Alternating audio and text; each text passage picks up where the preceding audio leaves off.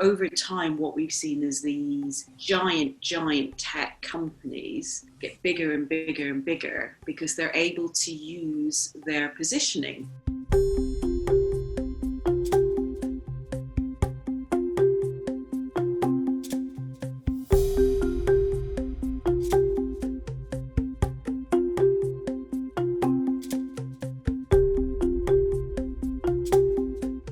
Become essential providers of basic services that people, especially in the Western world, need on a daily basis to have a normal life, social life, a normal economic life.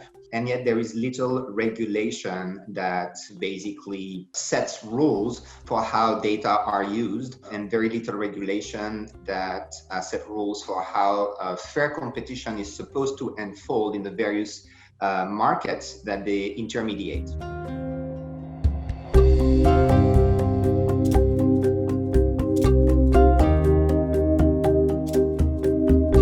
One pillar is sort of, you may call it flippantly, a little bit of do's and don'ts. So certain types of behavior which will be generally prohibited for dominant platforms. One is, in particular, self-preferencing, and the other one sort of is exclusivity arrangements. So if you look at it, pre-installation of Google search engine on Android phones, for example. The second one is what's called a new competition tool, which is a more comprehensive way of analyzing the market, where you don't really look from the perspective, what's the problem with the behavior of a firm? You look at what is the problem with the market overall.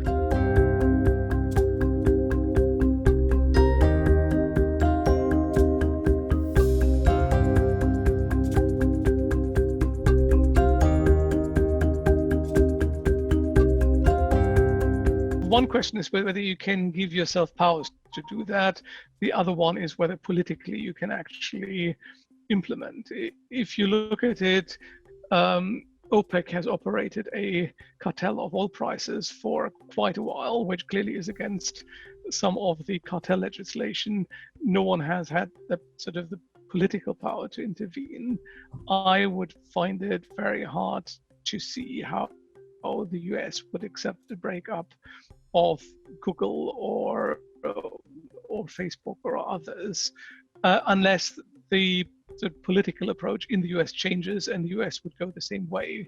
I don't think the European Commission is being in any way underhand. They might not be tweeting it quite the way Trump is, but they're very clear that they want to create digital sovereignty, they want to create data sovereignty, they want a cloud for Europe. So they may not actually go so far as to break these big companies up, but what they're looking at is activities to exclude them. And they're also going a step further in saying that they will prefer European companies delivering those services.